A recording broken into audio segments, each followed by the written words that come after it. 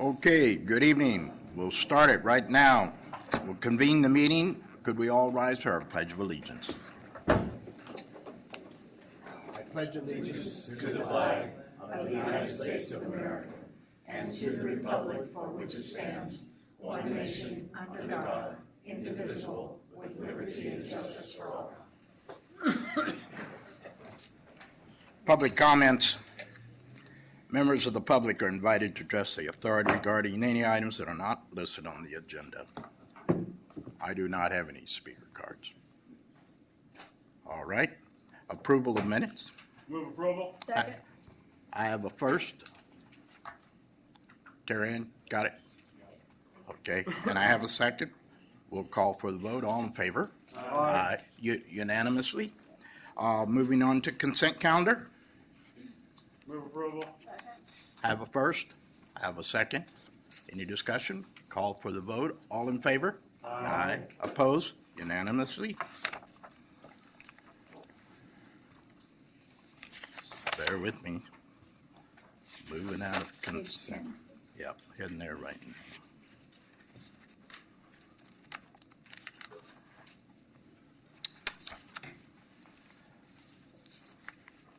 We move into 4A6, Innovate 680. And Susan Miller. Good evening. Good evening, Chair Taylor and Commissioners. Susan Miller, Director of Projects. The I-680 northbound express lane is part of the suite of projects for Innovate 680. It's the largest civil component. The project will reduce or eliminate the gap in the carpool lane or HOV lane on northbound I-680 with the goal of completing a carpool express lane system from the county line near Alameda to the Benicia Martinez Bridge. The project limits are from Livorno Road to just south of the bridge, and they're complicated by the lack of available right-of-way in the corridor and the many structures in the vicinity of State Route 24. A Caltrans initiation document, or PID, which is the first step in the Caltrans project delivery process, was completed in November 2018. MTC is our partner on this project, and they're providing federal surface transportation program funds under a funding agreement for the next phase of work, this work tonight that we're discussing, which is environmental clearance and project approval. A request for proposal for the next phase of work was issued on January 7th this year. In response, the authority received 4 proposals. The evaluation criteria included qualifications and related experience, proposed staffing and project organization, and a specific work plan for this project. Additionally, due to the federal funding, a disadvantaged business enterprise or DBE goal of 19% was established. Interviews were held by a panel consisting of authority staff, MTC staff, Transpac and SWAT representative, and Caltrans staff. Upon completion of that process and combining the proposal and interview scores, HDR was ranked first. Staff has completed negotiations with HDR on the scope, fee, and schedule, and is currently working on the federal pre-award audit process with Caltrans. That's a required process that we complete.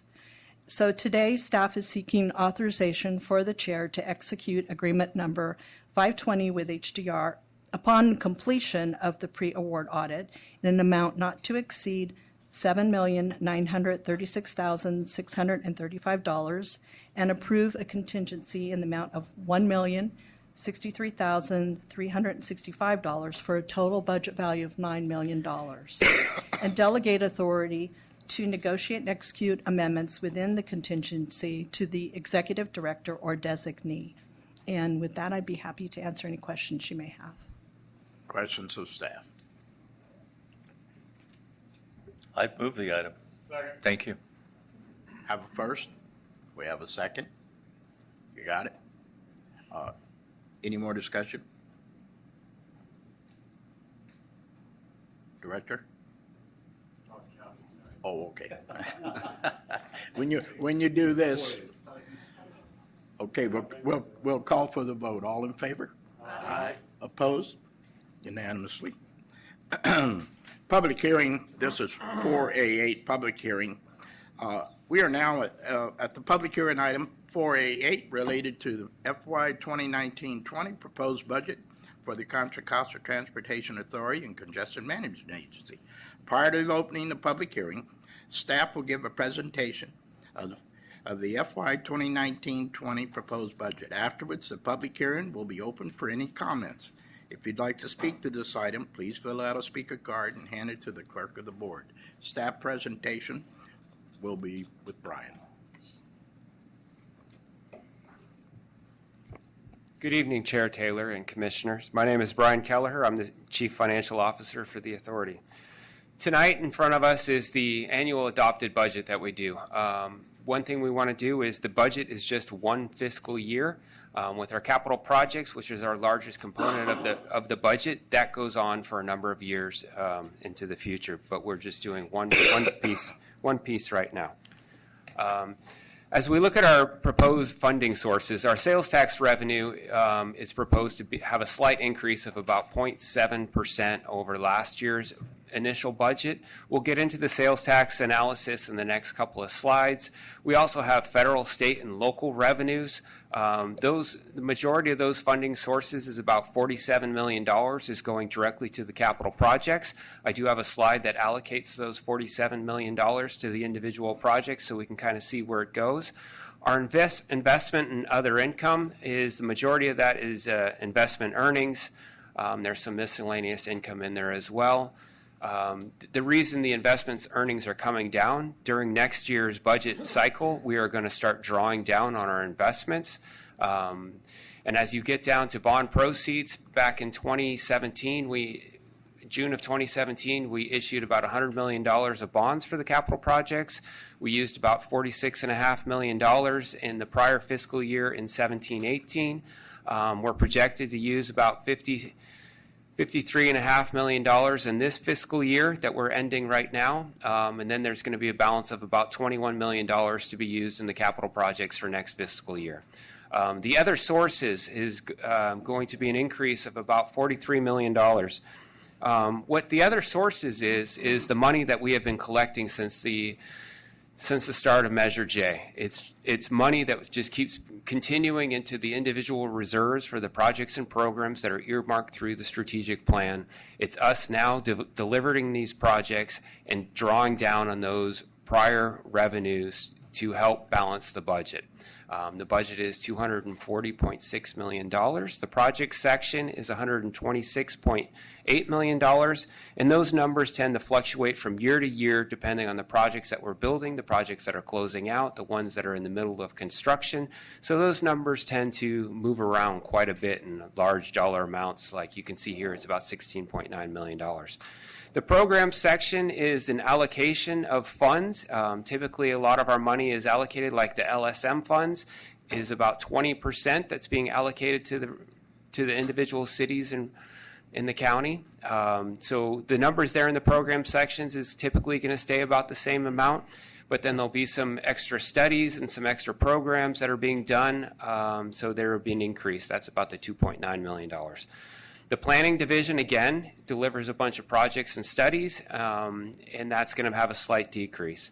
The administrative section is normally not $3.3 million in this fiscal year and $4.9 million in next fiscal year. In this 18-19, we had approved the payoff of our pension of $1.2 million, so that's why it was $3.3 million for this year. And we're also put an earmark in there for the 19-20 for the potential TEP and putting another sales tax measure together, which is approximately about $2.7 million. Debt service is for the number of bonds that we have for the capital projects that we have already delivered. On our sales tax revenue, right in the middle we have our 2019 budget. We started the year with a budget of $91.1 million, but based on some of the allocations and the complications that they had at the state when they implemented their new sales tax reporting software at the state level, the California Department of Finance had a hard time allocating and processing all of the 2018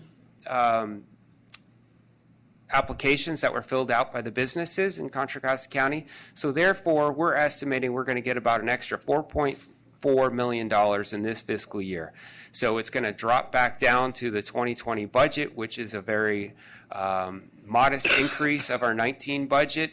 And then looking out into the future years, we worked with HDL, and you've seen some reports that go out 25 years, 15 years. We're going to have a kind of slowdown. We're going to kind of take an approach of just slowing things down. We don't want to get ahead of ourselves and overpromise, especially to the programs division. Right here is a sales tax point of sales transactions. So if we look at 2018 over 2017, because it takes a while for us to get information, we saw a 5.4% increase. So when we take a look at this fiscal year and we take the first three quarters, which is 9 months of information, and we compare it to the 9 months in the previous year, you can see we're down to about a 1.6% increase. And this is point of sale transactions, not cash that we've received, but what's being reported. So you can see that it's kind of slowing down just a little bit. We're not having the 4 or 5% increases that we had in the prior years after the recession.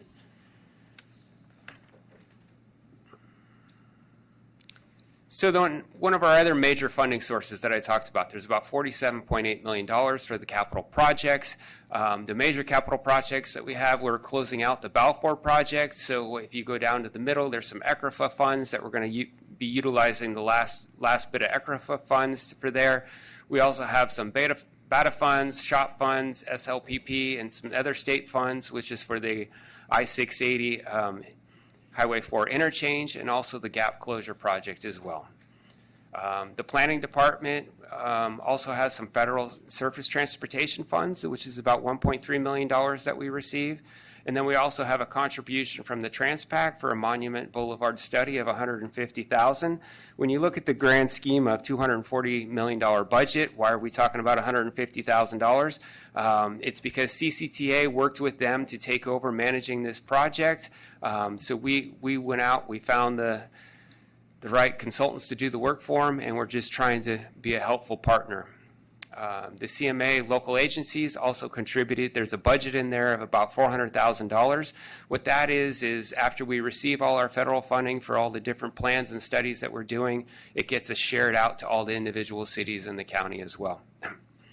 We also have the motor vehicle registration.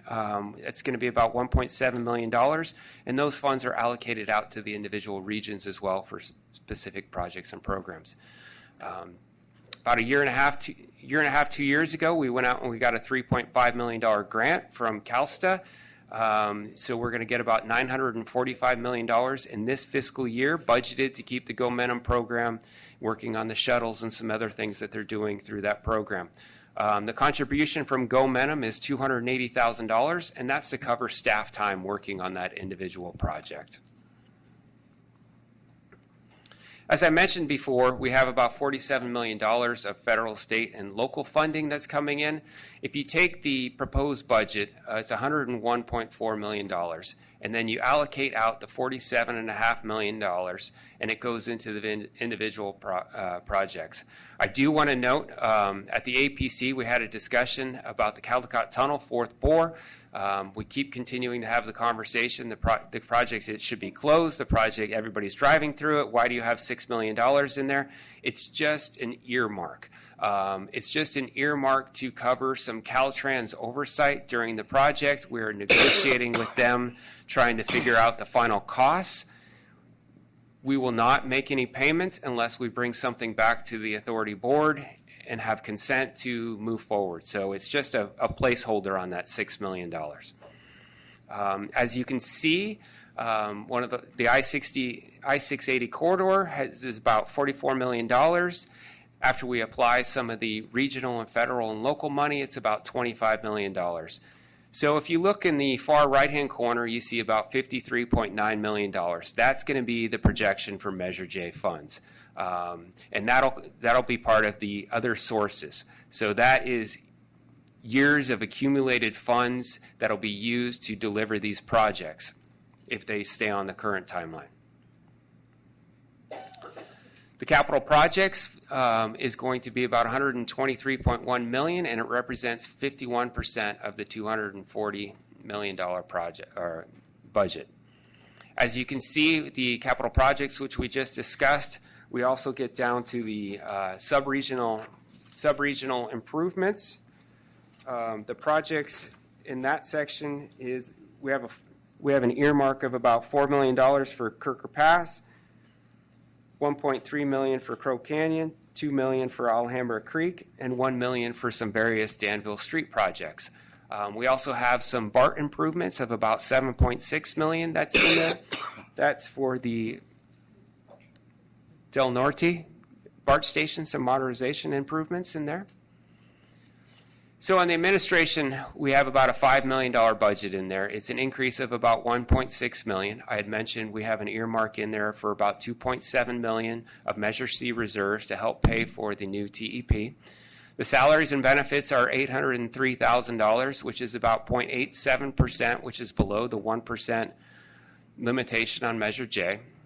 We have increased property lease, which is about $10,000. That's for the lease for our offices here.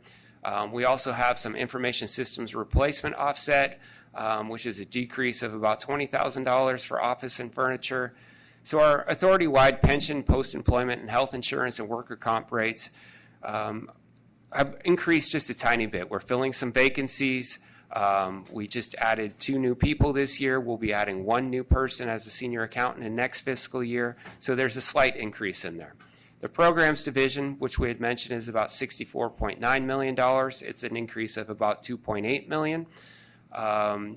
In there, we have some ferry service allocation, which is new to the authority for the last year and a half. We have the local and sub-regional street maintenance, which is about 20%. And we also have the TFC program and the GoMenum program as well. The planning division is only down about $83,000. They relatively run pretty flat, depending on the projects that they're working on in the certain studies. Debt service is going to be about $40.5 million. There's an increase in there for some interest that we're paying, and we're also the principal amount of $18.6. We're going to have probably a level debt service payment through the life of our bonds through about 2034. With that concludes my presentation, and if you have any questions, please let me know. Questions from staff or from commissioners? I just want to say, Brian, thank you. You know, at ABC, we spent a lot of time on this. You have a wonderful way of keeping track down to the penny, but also keeping this simple, because this is complex. This isn't like any of our cities. And it's really about fund management, project management, which is much more complicated. Also appreciate your forward thinking, particularly in looking at pensions and all of those things, that you do a really, really good job. And it's well appreciated. I think you create great value for our taxpayers, too. And I'd move this item. Second. Okay. Right, Mr. Hudson. Well, what's his name? Brian, the 1.7 million TFCA funds, is that the pass-through from the Air District, that $2 vehicle licensing fee? Where does that come from? You are correct. Okay.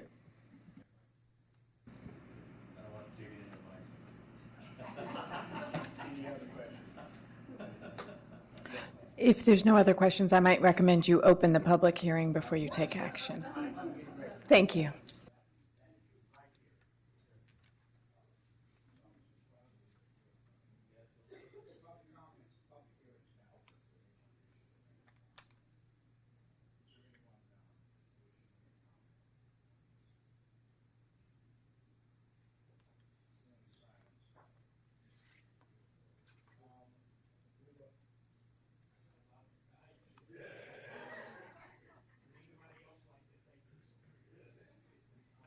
So we'll close the public hearing. We will now close the public hearing for item 48A, fiscal year 2019-20, proposed budget for the Contra Costa Transportation Authority and Congestion Management Agency. Motion. I already got a first. You got a second. And already have a second. So we will call for the vote. All in favor? Aye. Opposed? Unanimous. How'd I do? Perfect. With a lot of help from a lot of people. All right. Just love you. I know, just love the mayor. All right. 4810, Program and Project Management Services Authorization to execute agreement number 526 with Advanced Mobility Group. And this would be Tim Hale.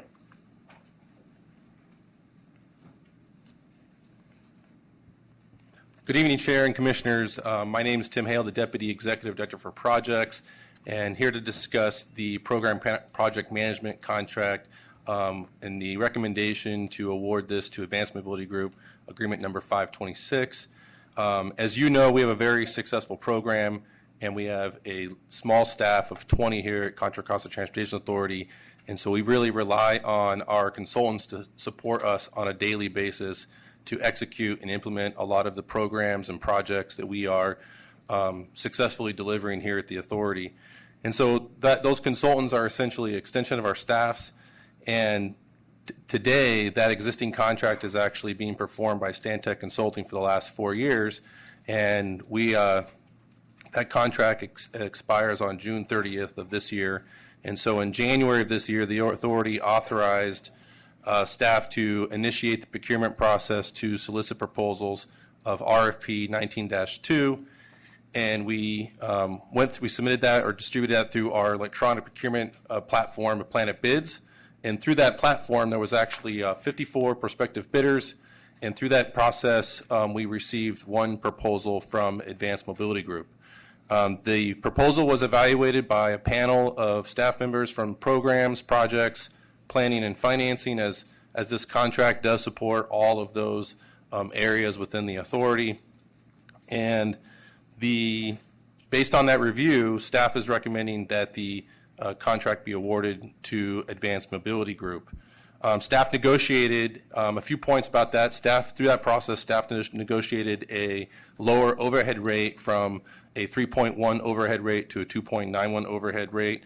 And the contract was also negotiated a scope of services. And the scope of services are very broad and deep in terms of all of the things and the complex programs that we have here at the authority. So I wanted to kind of carefully walk you through that. So approximately $3 million is for project management as well as project delivery oversight. So this is actually overseeing the daily processes, submittals, activities on every single one of our projects. And then we also have local agency assistance. So this is the authority supporting our local agency sponsors with projects that are being funded from Measure J to our local partners. And then the project controls contract administration, approximately $1.2 million. And this is basically reviewing invoices, developing the quarterly project status reports, as well as helping with the project control system, project management information system, eBuilder. And then funding and programming support is helping us with a variety of programming with state and federal funds, reviewing and developing our financial plans. And one of the key components of this category is grant development. And in the grant development category, we have a very successful, robust grant program here at the authority.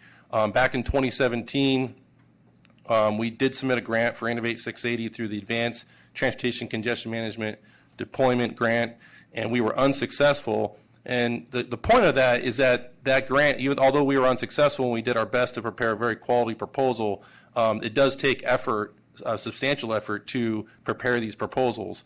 However, we were just successful with an ATC MTD grant for the Bay Area Mobility as a Service Mobility on Demand platform, which is approximately a $17.6 million project. And we are actually leveraging $1 million of Measure J for that entire program through that grant project. And we also submitted another grant with the automated driving systems earlier this year that we're hopeful to be successful. And we've also won a grant with CalSTA to look at an East County integrated transit plan. And so all of these grants not only take effort to prepare, but when you're actually awarded, they take substantial effort to prepare all the paperwork, develop the work breakdown structures, all of the paperwork to obligate the funds. And that effort, for example, on the Mobility as a Service grant could be in the magnitude of $500,000. The other item on this is on-call specialty services, and that one is developing and supporting the authority with just on-call work in terms of environmental support, right-of-way support, utility support. We plan on supporting the city of San Ramon with Iron Horse Trail pedestrian overcrossing, which is a very unique project, and you'll hear about that in July's authority board meeting. But that also, as we're proposing, CMGC as much as as long as we're successful on proposed legislation, and that'll take some on-call specialty work to help us guide us through that process. Two of the other big components of this is continuing our work at Bishop Ranch with testing the autonomous vehicle, the shared autonomous vehicle at Bishop Ranch, as well as other things we're doing at Gomentum Station.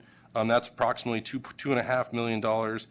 And then the other extensive program that we have in this contract is our very successful Transportation Demand Management Contra Costa 501 program. And that program alone is $6.4 million, as well as the Safe Children program at almost $1 million. And that program continues to expand and be successful, where it's starting to require additional analysis, additional engineering work that goes hand in hand with some of the pilot projects and programs that we're proposing through the TDM program. And that total contract value with all of those things is approximately $18,060,000, $487.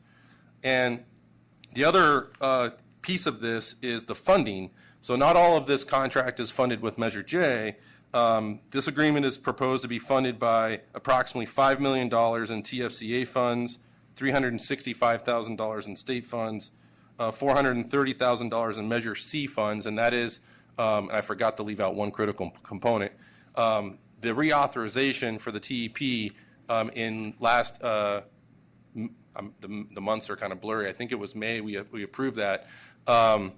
In May, we authorized future consulting work to help to support the proposed TEP of $400,000, and that is also in this contract to support us with that.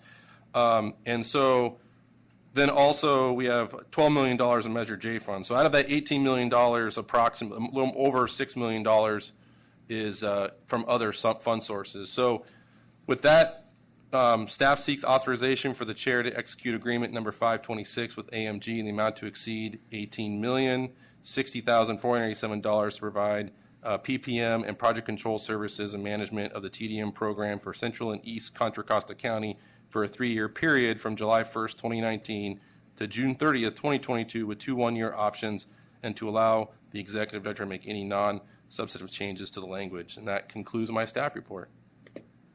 Quite a report. Questions of staff?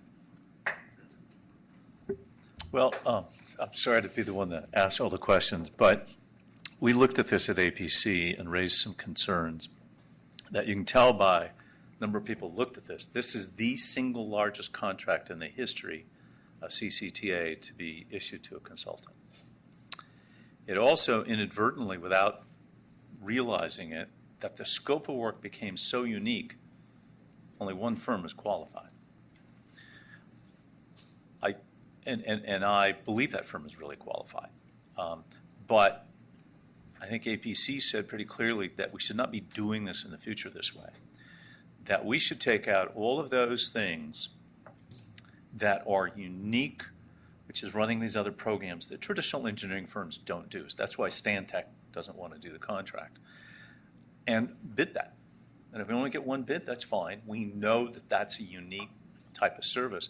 But all these other services, there are 50-something companies out there that can perform all of those. But we're sort of out of time here because we've got to get this rollover, get the employees that work for these programs moved over as quickly as possible.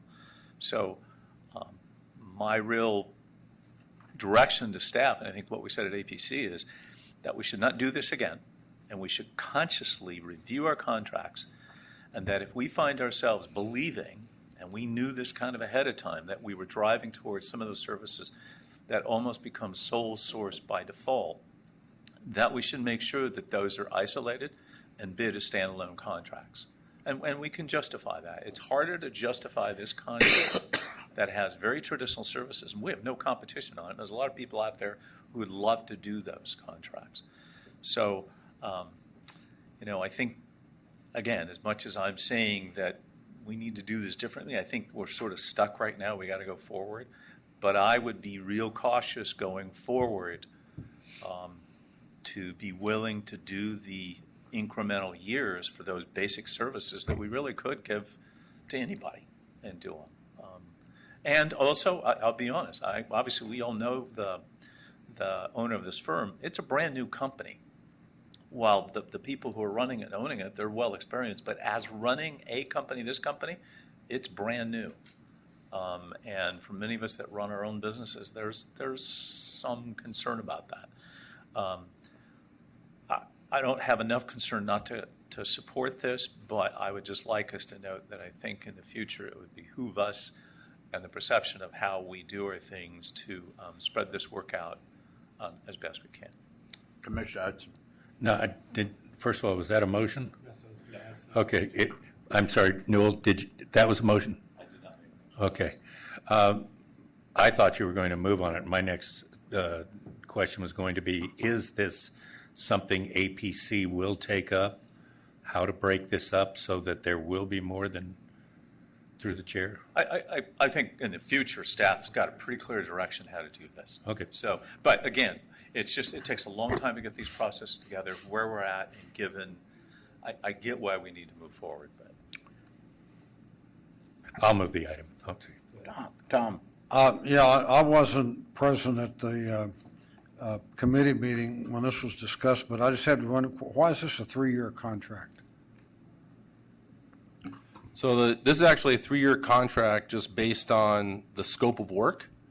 So we basically look at the overall timeline of the remaining projects and programs that we have in terms of Measure J, and we determine that the 3-year timeline plus the 2 optional 1 years extension will really help us serve the remaining projects within the Measure J program. Just as a point of procedure, I did move the item. I didn't hear a second. We're going to get into this. Okay, I do have a first, and I do have a second. So is there any more discussion? Can I just add one quick note? So the last time we bid this contract, the previous time, I think we got six applicants.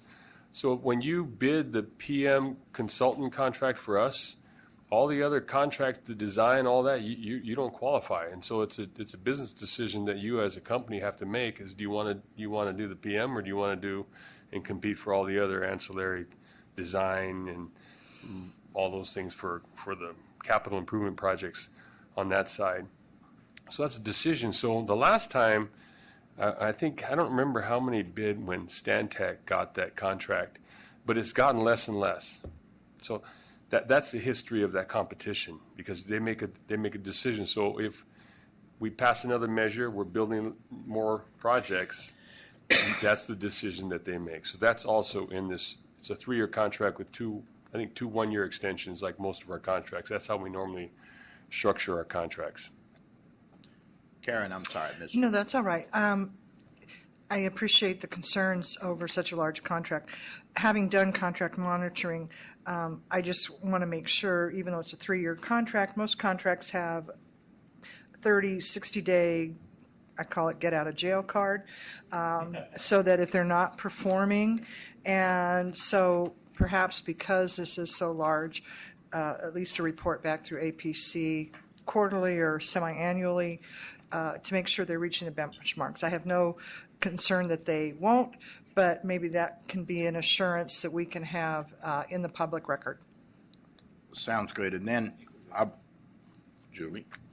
Yeah, I just had one other comment, and staff can correct me if I'm wrong, but I think back in the dark ages when we had Nolte doing this basic job, we wound up with very few competitors because they wanted to be able to manage our other projects, and if they were doing this job, they couldn't do that.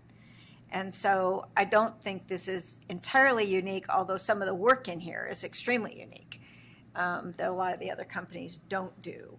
So that may have affected it to some extent, but I'm not sure there would have been a whole lot of competition even so.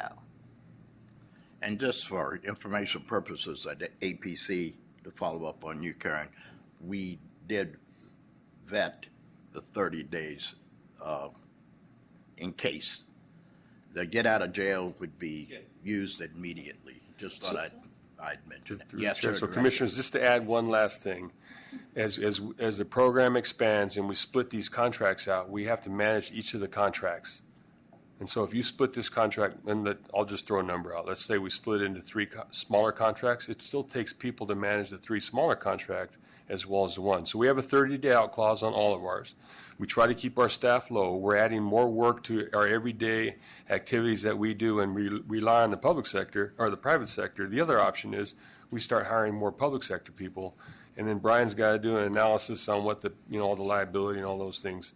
And so we really try to balance and we try to get, you've asked me, you've asked us to get the most bidders to be an owner of choice and an employer of choice, and that's what we try to do. But we also try to deliver the product that we have to deliver for all of you so that hopefully I can keep my job for a little bit, into the future. And that's really kind of what we focus in on, is getting the right consultants for the right job. And I don't think anybody's ever questioned the consultants that we have picked, because we try to make sure they meld with our staff, and they're just an extension of who we are. So this one has some specialty items in it, that's for sure. We can bring those out, but we try to do that with we did a strategic plan update of our 511 program, and I got a couple calls from some of the commissioners here about the results of that. And so it's not that easy. That's not an easy program, the 511 program, to manage. So that's all I want to add. And I just want to back up. I've done contract monitoring. It's not an easy job in the fact that it's time consuming. So I can appreciate one contract, but there's still many parts to it. So I know you and staff will do a fabulous job. I just wanted that comment on the record for the public who are listening and or review our minutes in the future. Good call. All right, we already have a first. We already have a second. So noted. Yes, is there any public comments in regards to this? All right, I'll call for the vote. All in favor? Aye. Opposed? Unanimously. We will now correspondence, communications, associated committee reports, anything? Commissioners and staff reports. So, chair's comments. I'm going to start out with this one. I got back from Washington, D.C., spent a few days there with our director and Peter. We went back to Washington, D.C. So we left early Monday morning. I'm reporting now, Mala. So just want to let you know. So here's what happened. Activity. This mayor does not go to the gym very often. I don't even know where it's at, but I do know that we landed. We left very early in the morning, long flight to D.C. From whatever time the plane landed till I dropped in bed, I walked 2 miles, 5,424 steps. That was in an afternoon. The following morning, meeting started at 8 o'clock. 8 o'clock. I don't even get up that early. Anyway, I walked 3.1 miles, 7,349 steps. Then I dropped back in bed. Wednesday, 3.7 miles, 8,755 steps. And you're still here. No, Peter and I. How's this? The director is tall, has long legs, and he left us in the dust. In fact, he rounded a corner, and when we were at the Capitol, there's a lot of corners. We didn't even know where he went. And the humidity back there isn't the most best in the world. But we found him, and the reception of how we were received at CCTA, this is my I guess my third trip back to D.C., but I also went last year, and we were treated, I'm going to let him fill in the blanks, but we were really treated as an organization from members of Congress and staff and aides they actually know who we are back there. It was absolutely amazing. And we still have people relationships. When you see a person one-on-one, it does have impact. And what I really wanted to emphasize, that maybe it wouldn't be this year, but perhaps next year as the director sees fit or something, because they ask a few of the committees, so when are we going to see you again? So sometimes it might be good if we go and see them when they're in session in the early part, and then in session, and if we need things, which we do, in the second part. So I would consider this a very successful trip. And when the director, he's going to make some comments on this also. But if you decide, anybody up here, you better have your running shoes on, because you will be moving, because it is Hudson, you've been there. All right. No, you don't need to cry. It was a great trip. What do you want, a proclamation or something? Got an extra 25? What? To the audience, this is what happens when you sit up here. Okay. Anyway, it was all good. All right, I'll get off of it. All right. We move, Commissioner. Yes, ma'am. Commissioner's comments. You're on me tonight here. I didn't want you to jump on to the next item because I have to report out too. Okay, go for it. I attended the CalCog, California Council of Governments meeting that I serve as the CCTA delegate, and we went over, as you might imagine, a lot of legislation. Since CalCog represents most of the transportation authorities or similar agencies in the state, as well as councils of government like ABAG and SANDAG and some of the others, there are sometimes varying opinions on pieces of legislation, and we make a point not to advocate one way or the other on something where we have a split vote. This time we were pretty unanimous. I think most of us felt the same way about most of the legislation in Sacramento. We had some good suggestions. Our executive director, Bill Higgins, many of you know, is on top of everything. And so we went through that. We also had a presentation from both the League of Cities and Counties. They came together and are working together, and CalCog is integral to all of those discussions. So the three agencies are all working as one.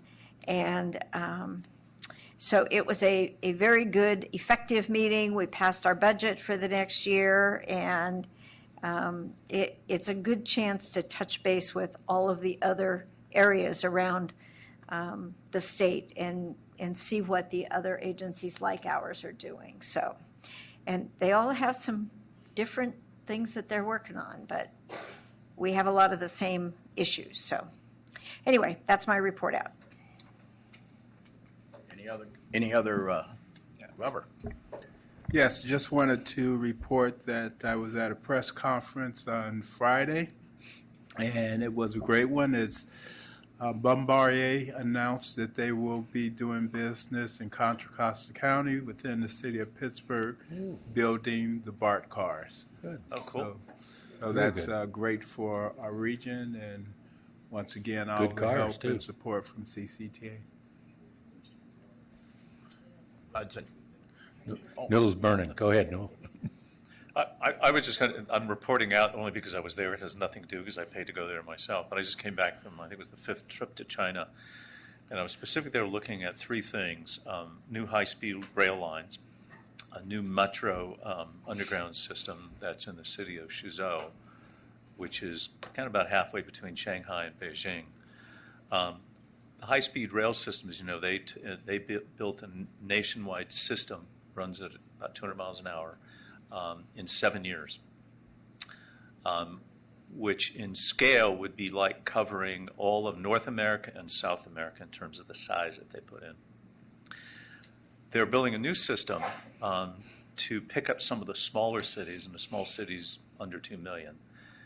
And in 14 months, they built, going from Shanghai north to Nantong, which is a major metropolitan area, which now, because of traffic, if there was no traffic, you can get there in an hour. It's a 3-hour drive. It's now 19 minutes on the train, and they built it in 14 months. Now, clearly, they don't have environmental laws. But I visited the planning department as being an architect and planner. Amazing the amount of energy they spent years figuring out the pathways, how to do it, how to implement it. Their scheduling, is as good as our directors here who push fast, move fast attitude. It's just sad to see that we can't build a system that we're getting, as it's been called, the train to nowhere between Bakersfield and Fresno. It took us 8 years to build almost nothing. At the same time, China, which is the world's second largest economy, which is really our competitors, they said, this is important to us as a nation, and they built it, and it works.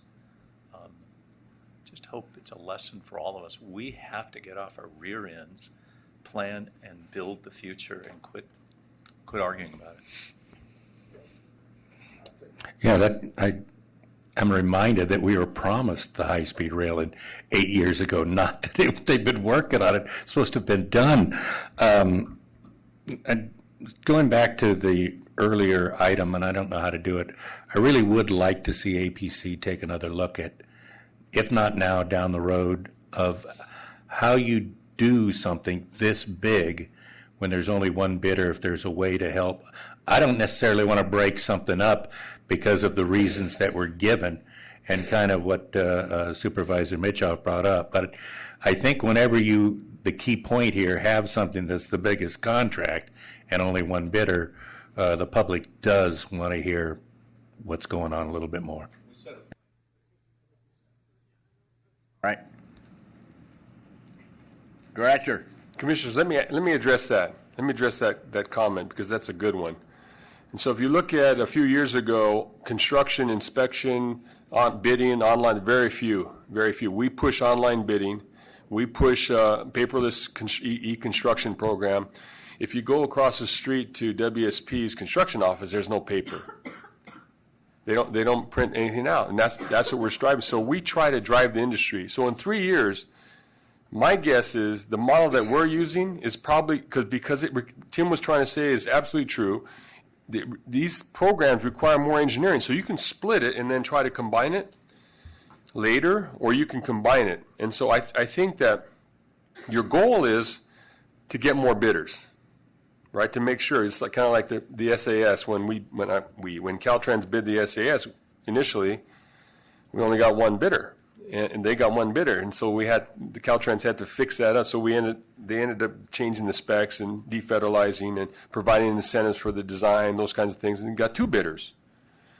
So that's what we want. We want competition. We want fair competition, and we also have to provide the service on the projects and programs. So we'll check in a year and a half, see how things are going. We'll check with the industry, see where they're going, see if anybody else is doing this kind of work, because there are others that do this work. And there'll be different teaming arrangements. Maybe they weren't ready for the teaming arrangements, but we'll work on that piece.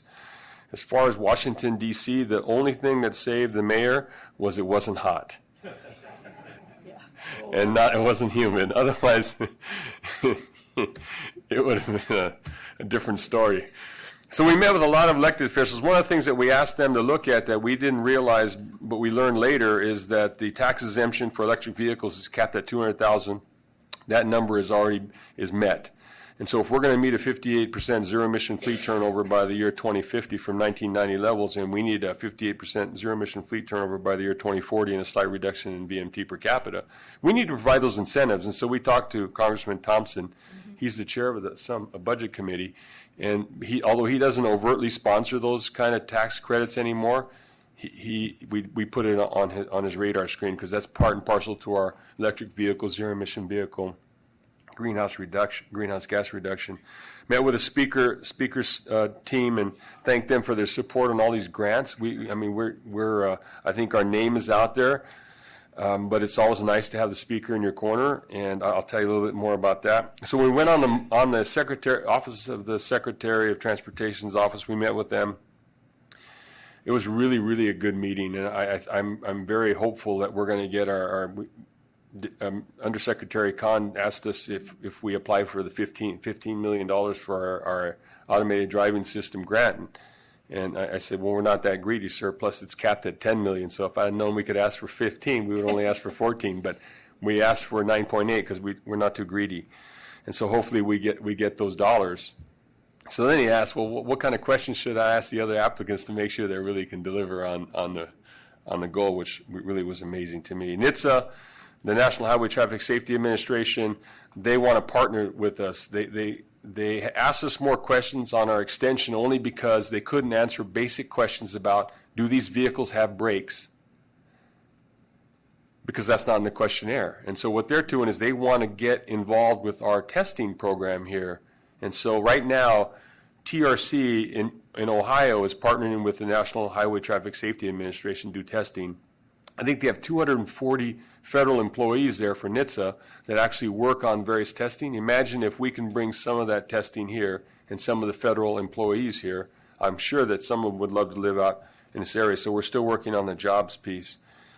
So we met with the modal administrators, and the 2 days was, I think, very beneficial. And we'll see when they announce the ADS grant if it was a worthwhile trip, because that's about $9.8 million. We're going after a couple awards from the Pioneer Institute. If you've never heard of the Pioneer Institute, I had never heard of them, but they're really into local government, and they're analyzing the best of the best as far as changing in processes. How do we deal with problems from a local level? And they really liked our shared autonomous vehicle. They read about it, so they asked Lindsay to apply. So Lindsay wrote up an application. And then when I was in Boston, I met with the Pioneer Institute folks, and they said, I talked about how we engage the public. It's changing. We're not just doing an open house. We're actually really trying to engage the public to find out what they want as far as transportation system improvements are concerned. And so they asked us to write that up as well. It's actually, the prizes are only $10,000 and $2,500 and a little bit less, but you get marketing.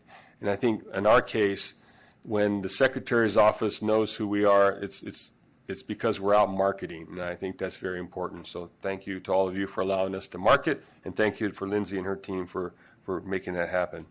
So that's my report. Does anybody have any questions? Julie. Yeah, our esteemed executive director is a little bit too modest. Amy and I had the opportunity, along with several of the staff members, to attend last week the Women's Transportation Seminar, where Randy was awarded the Ray LaHood Award, which is basically the Man of the Year. But it wasn't just for the San Francisco chapter. It was the national award, which he received back at WTS International Conference in Boston. And so we are very proud and very honored. I blame Lindsay for that. Also, he's been a little modest, too. Would you tell them what happened? We walked into a room full of everybody, and the chair came up to you and did, you need to finish it off. Gives the director a hug and a kiss. No, that's a rumor. But the, no, let me tell you. Okay, go ahead. Let's see you say it.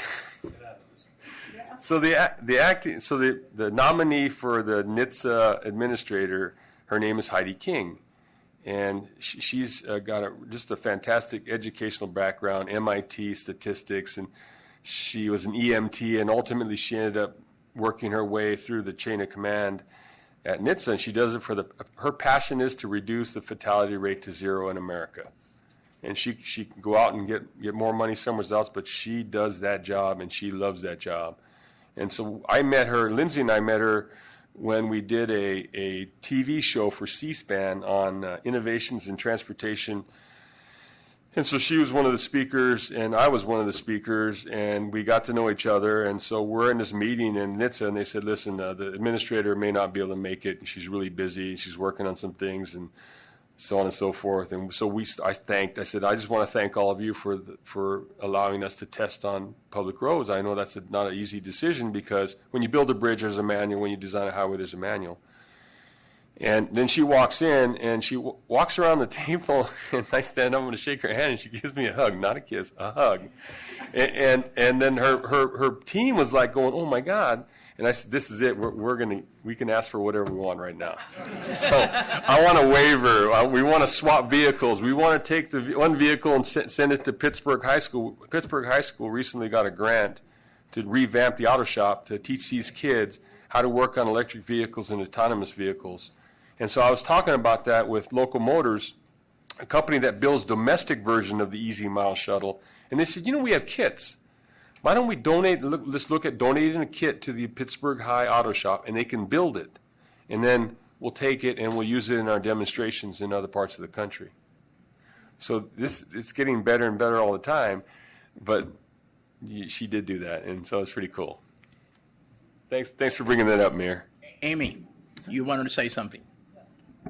Thank you, Mr. Chair. I just want to piggyback on Julie's comments about the W2S dinner the other night and Randy's award. When you go to these events and people are sitting around, everybody claps. Well, when Randy got this award, the entire room cheered. And I think one of the things that people talked about him, and these are women from the podium and then women that were in the audience, they said one of his greatest qualities is being a mentor, and that he has been so supportive of so many women in this industry in the Bay Area for so many years. So it really was, as Julie said, a wonderful experience to be tagging along with this famous, adored transportation professional who's really gives a great deal to our county and the region. Well, they introduced him by saying, what do we say? Randy, Randy, Randy, Randy. What can we say? That was the opening. I can say this. Let's move on to the next. We will adjourn to the next meeting, July 17th, 2019, at 6. And if everybody doesn't mind, we're going to move right on into our special board agenda, if that's okay with everybody. That's what they're here for. Right. We'll. She has to reboot. You're